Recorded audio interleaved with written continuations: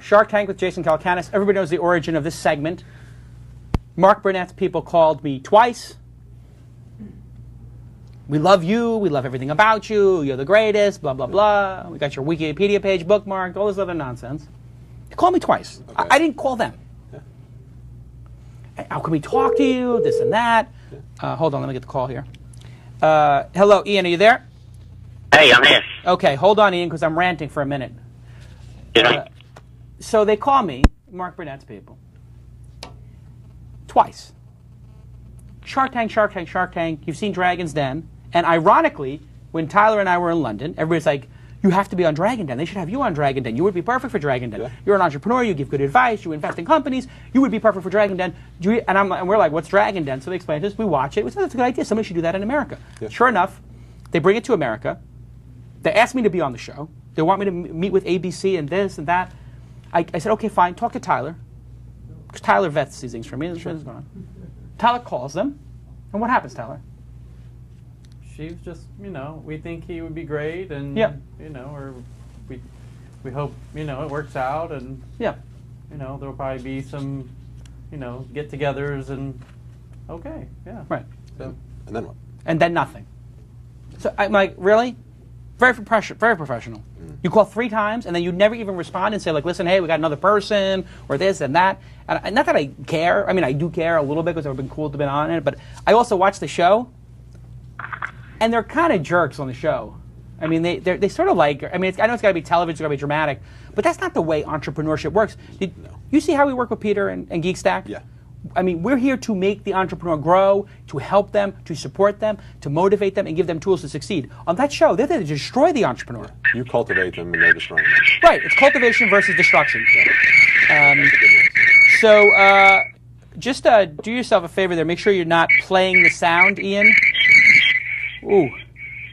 I think he's being attacked by aliens. I think Ian's being attacked by aliens. I think that those are the Cylons coming in. Ian, are you there? Jason, how you doing? Hey, so if you do you have us like open air on Skype or something? Because you're making a lot of noise there. Yeah, you can't watch the show and be on it. You can't watch the show and be on it. Yeah. Let me. Can we get a? Yeah, let me hang this one up. Okay, they're gonna get him back in. So anyway, all that long nonsense. So then I was like, you know what? Yeah. I don't need Mark Burnett. I don't need ABC. No, just 25,000 people are listening to this show every episode. It's probably twice as many as watching Shark Tank. That show's going to be canceled. Okay, Ian, do we have a better connection? Jason, how you doing? Oh, that's better. Okay, speak right to the microphone. You don't have us on speakerphone, right? No, I don't know. That's better. Okay, so you know the rules of the game. Take about 60 seconds, 90 seconds. You're going to pitch Joe and I, Joe Essenfeld of Local Bacon, one of my favorite new companies. Pitch us on your idea in 3, 2, 1. You're on. Okay, I'm here to pitch Scholar.com. That's SCOLLA. It's a hosted communications platform for schools. Basically, I've got 3 children who attend 2 different schools. Each week you get bombarded with a whole bunch of stuff, parental consent forms, weekly newsletters, birthday invites, all of that stuff. Basically, what happens is that all gets lost. The kids lose all that stuff. What you'll find is the ski trip letter gets top of the pile, but you'll get stuff like the report, the school report, the dodgy school report gets bottom of the pile. You don't even get to see it. What I propose is a technical solution to fix all this. Schools will save time, money, and the environment by not churning out all of these bits of paper each week. They'll be delivering these messages directly within the Scholar platform. Schools will be able to make use of real-time SMS updates as well to parents when needed, for example, if there's a school closure or a late return from a soccer match. Parents, students, and teachers all have logins. Parents can log in and make direct contact with a teacher if they want. They can also make contact with other parents in the classroom. Another feature, essentially there's loads of features that I want to include, but the killer feature I think is the student-to-student functionality. Basically, kids can securely email or real-time chat within the platform, either within their class, within their school, or within other schools that are on the Scholar platform. Obvious revenue stream really is to charge schools a small fee per student. They may well go and charge that back to the kids or to the kids' parents. Essentially, that's it. That's Scholar. That's the idea. I'd love your feedback, Jason. Yeah. So this is a good idea. and I am actually on the board of a school, a private school that's about 10 years old. It's going into its 11th year, called Bay Ridge Preparatory School. You can see it at bayridgeprep.com. And Bay Ridge Prep is in Brooklyn, and I am the treasurer of the school, on the board, blah, blah, blah, blah. And they actually have a piece of software that is like an intranet for, it's an intranet for exactly this stuff. And I'm actually on their website right now. For just their school, yeah? Yeah, for just their school. And so, okay, so imagine if you could link that in with other schools in the area or nationally, internationally. That's kind of where I'm going with this. Okay, so that's a different thing. So there are school management platforms. You've researched those, right? Yeah, yeah. Okay. Now your idea, which was a little hard to get at, because you had every idea. And this is this is where a lot of entrepreneurs start. Don't worry. Because when I started Mahalo, I said, well, what we're doing is we're creating a human-powered version of Google with a Yahoo Answers built in and a Wikipedia thing built in. And they looked at me and said, okay, you're building the 3 of the top 10 largest sites together as one. I said, yeah, exactly. And they all looked at me like I was crazy. And so a lot of times entrepreneurs start with a very big, wide vision, and then you sort of start to narrow it down. So narrowing down your vision, there are a lot of people doing school platforms where you can get paperwork and all that kind of stuff. But there is one piece in that in your idea, which is securely communicating across different schools. Yeah. And what is the goal of doing that? Why would I want to tell Bay Ridge Prep as a board member, you know, you need this platform so that Bay Ridge Prep can talk to this school in, you know, Oxford, and the 6th grade class there can talk to the 6th grade class there. What's the upside in that? Exactly, and that's essentially what I need to get over to these people. You know, to secure. You know, nobody. You know, closed platforms aren't necessarily the buzzword in the industry right now. But for a kids' school, I think, you know, a secure closed platform where kids can get out and talk safely, and their parents know that they're talking safely to kids either in their class or another school, you know, or school down the road. You know, okay, so kind of like here's what I'm getting at. What is the use case? So when you're raising money for something or you're pitching something, especially at like a TechCrunch 50, and Joe went through this interrogation process with Tyler and I. You know, you can have a good idea, you can have technology, these are all features, bells and whistles, but what is the use case? What is the best example you can give me of why this 6th grade class in Bay Ridge, Brooklyn, where I come from, is going to want to talk to the 6th grade class in Oxford? Why would they do that? What can you tell a teacher? Wouldn't it be great if these 2 classes got together in a chat room or a video chat securely in order to accomplish what? Okay, I guess you'd sell it based on, it's a bit like your geography field trip. I mean, there are things about the UK, there are things that, you know, custom areas that are specific to where you are and where we are. That, you know, you can basically share that knowledge. It's a bit like an exchange, you know, an exchange student who goes and spends a week at another family. You know, basically use technology to leverage that type of benefit. So you're getting closer now. And what I heard you say was exchange students. Yeah. And that, to me, I got it. When you said exchange students, I got it. So that's a good use case. And then there was also this thing when I was taking French classes when I was a kid, we had pen pals. And I would write a letter in French, they would write a letter in English, and we'd read them, and we did it 2 or 3 times, and I was just like, this is the most insane thing I've ever done, and why am I doing this? But it was a girl, and it was like, I was 14 or 15, so that was kind of motivating when I was 15, like I'm going to meet this. For the picture with the pen pal. Well, yeah, I was like, I'm going to meet this French girl. This, ooh la la, this could be good. So aside from trying to date hot chicks in France, which is not going to sell very well with the parents, the exchange student thing and learning about the rest of the world is a very, very, very cool idea. So a virtual exchange program is fairly brilliant. I've never heard that idea before. I'm sure 1,000 people have had it, but you're pitching it now. So I think that what you should do is just take that one idea and really, really refine it. And how do you refine it? You have 3 kids. Go to your teachers and say, may I get a cup of coffee with you? Or a spot of tea, as the case may be.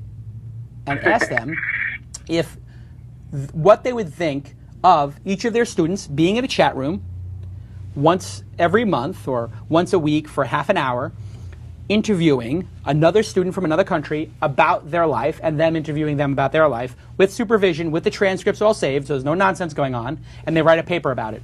So I write a paper, I'm the kid from Bay Ridge, Brooklyn, I write a paper about somebody from Paris, I write a paper about somebody from Oxford, I write a paper about somebody from Tokyo, and write a paper about somebody from Shanghai and somebody from Bangladesh. I mean, I think these teachers' heads are going to explode. And this is something that I would go to the Bay Ridge Prep people and say, we should try this at the very least. And this, what I like about this idea is this isn't necessarily a technology play, because there's plenty of technology to do this. You don't have to make the technology. You could leverage Ustream technology. We could get you on the phone with the Ustream guys, and this technology is free. They can customize it. They have a paid version, don't they, Ustream? What's it called? There's some paid version. Somebody tell me what that is in the chat room. Yeah, we saw that before. You spoke about it before on another show, on their show, in fact. Right, so you could make this in a pilot program with one of your kids' teachers, and then you just have to find somebody somewhere in Africa, the United States, and you know somebody in the United States, me. We might be able to actually do a pilot of this. It could be incredible. That would be amazing. So what you need to do is you need advocates. And the advocates in this case are going to be parents and teachers. You're a parent, get your teacher, talk about it and say, if we could have our students interface with some students in Brooklyn and just try this, where they get to talk to each other about life there, and this class has 3 speakers come up and present what they do every day and what it's like to live in Brooklyn. And where are you from in the UK? I'm from just outside London. Right. So this could be, we could probably do this year, before the end of the year. So you just have to get one of your teachers on board, and then I'll try to get one of my teachers on board, and we could try it, and then you document it and you videotape it. Now you got a sales pitch. When you walk into a venture capitalist, this pitch goes from being, nonsense and some guy gibberish, blah, blah, blah, blah, blah, to I'm watching a videotape of this happen. I have kids. All these VCs have kids. They might buy this. What do you think, Joe? So is this potentially something you'd be interested in investing in as well? Can you see this as a goer, really? You know what? I don't know you and your background, number one. So I'd have to look into that, make sure you're not a felon. Or if you are a felon, it wasn't for something violent. And you have a good explanation for it. Number two, I'd have to see you take it further, honestly. So if this was your 4th startup company, or your 2nd, and you had a successful exit already to Google, maybe it's like a no-brainer. But my basic situation, I have a couple of online businesses that I run. I essentially live off of those, but they're literally the lifestyle businesses. I earn a couple of $100,000 off of those. I live quite happily, 3 kids in private school, but I want to take this thing to the next level, Yeah. So I think what you need to do is, just like the caller we had on before, let's try to move this down the field a little bit. And let's see how far you can take it off of your sweat equity, because as Mark Cuban always told me, sweat equity is the best equity. Taking money from people has a price. Sweating, you have no price. All you do is drink some more water, you sweat some more. Yeah, he's been one of the few mentors I've been able to have. But I want to hear Joe's thoughts on this. Joe, what do you think? Well, hearing you guys talk about it, it made me think about the ability to share lesson plans, where if you're sending messages and information between different schools, they're teaching pretty much the same thing. So if teachers all shared their lessons plans together, they could look at other resources for it. That was the idea that came to mind when you guys were talking about it. I would worry about with the virtual exchange student, like, how do you actually do a full curriculum if he's in another school? How would the logistics work behind that? Like, what were you thinking of with the virtual exchange student? Well, I was just thinking, as a parent, I'm going to be a parent, he's a parent, you would like, in this day and age, when the world is so global and intertwined, just for your child to have met somebody from another country and talk to them about their life. I mean, parents spend thousands of dollars doing this every year for 10 years. So when their kids go to college, they're not a knucklehead. And let's face it, American kids are knuckleheads. I mean, most Americans don't have a passport. We're pathetic compared to people in Europe, where kids in Europe probably go to 2 or 3 countries a year. We barely go to 2 or 3 states in this country. I mean, we're knuckleheads. Yeah. So if the knuckleheads in America could actually meet people from other cultures and understand what it's like to live in Shanghai or Bangladesh or South Africa, I mean, that's transformative. So just that alone, just having spoken to a person from another country, I feel makes you a fuller person. Absolutely. I mean, I know Tyler has become a very good person having traveled around the world. Well, I traveled a lot before we did. No, that's my point. Is honestly, Tyler, one of the things. Is there an insight? It's pretty much an insight, but it's not. It's my insight. So I'm not Tyler, so you can't play the music. But my insight is one of the reasons why Tyler is so critical to Mahalo as an organization and to me is because he is very international and he does know a lot about people and he has been around the world. So when we went to Tokyo or Korea, He speaks Japanese. He's been to Europe before. People say, "Oh, what did? Oh, yeah, no, I spent a couple of years here. I spent a couple of months here." You know, you're just a different category of people. Yeah. I think, and so that's what I think. It's forget about lesson plans. Forget about teaching anything. Yeah. What you're teaching is being a world citizen. Culture. Yeah. Culture. That alone is enough. If the teachers want to take it somewhere else, if they want to discuss politics, if they want to discuss wars, if they want to discuss the UN, mazel tov, mazel, mazel for everybody. But Jason, you haven't mentioned monetizing it at all. Is it ever too early to think about monetizing? I mean, where do we go there? This is super simple. If I'm a parent, I would pay $25 to have, or $50. I would pay $100 to have my child do one or two of these with supervision. I would pay for this easily. As a matter of fact, this is something that you could actually gift to somebody, a virtual pen pal, and we do the reconciliation. So you give the grandparent gives to their child a gift certificate for 3 hours or for 3 meetings of their choice. It could be 3 different people or 3 with the same person, 3 hours of talk time with another person that's supervised. So when the 2 kids are talking and they're on video chat, there's a monitor watching. And they may be watching 20 kids, making sure they're not doing anything inappropriate, looking at the transcripts, listening in once in a while. Right. I would pay for that. Yeah. I'd pay $50 an hour. I'd pay $25 an hour as a parent. So I think that there's a go direct to people at home, give it for free to schools, and then have the parents upsell the parents on doing more. So it's an international pen pal marketplace. Exactly. It's an international. Or an international. What do they call it when kids go away? Transfer student. Whatever. Exchange. Yeah. Exchange student. It's a virtual exchange student program. Parents pay thousands of dollars to send their kids this, so they'll pay $300 for this. Yeah. And what if they got badges or some achievement and a certificate? I've met 5 people from around the world. I've met people from each continent. I've met people from 10 different countries. Yeah. Then when they go to apply for college or they go to apply for high school or a private school, if you can staple to it, here are the people I've met from around the world, and give that on your transcript to a teacher or an admissions person, and they interview and say, oh, what did you do? Oh, you met somebody from South Africa? What were they like? Yes, I've met people from South Africa. Of course, I've met people from Bangladesh and Tokyo and Shanghai and here and there and Greece. I mean, that would set you apart from other students. Yeah, so for a $500 investment or a $1,000 investment, you might get into a better college. Yeah. I mean, this is real stuff. People will spend any amount of money on their kids. Yeah, they will. I mean, forget it. You think people will spend money on poker, drugs, cars, sex? Nothing compared to what they will spend on their kids. And you're getting ready for that. I'm getting ready for that. Poker's over. So much for the poker. Brilliant. I appreciate that, Jason. Ian, I think Ian, you got a great idea. Let's move the ball down the court. Let's try to make some progress. Will you do that for me? I certainly will do. And by the way, well done on those 11 million uniques as well, by the way. You haven't mentioned that yet, I don't think. You know what? I just don't like it. This show is about you guys. I try to make the show about other people. Same thing with TechCrunch 50. Yeah. You know, people know what I'm doing. They can go to Quantcast and see 108th largest site in the United States after just 2 years. But I'm not going to say it.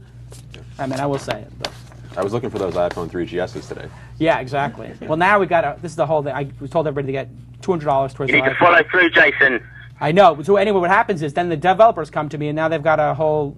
They're talking to the union representative about, can we do a Google Android phone? And I said, okay, fine. What am I supposed to say? I rant on Apple, and then they're like, well, I just said, as long as it does video and lets you upload videos to YouTube and email, that's what I want. I want everybody to have that kind of a phone. Yeah. And then I said, okay, maybe so put $200 towards Android. What the heck do I care? Anyway, Ian, I got to get onto the program. This program's too good. You have a great idea. Thanks for your time. Thanks for pitching us. Great idea.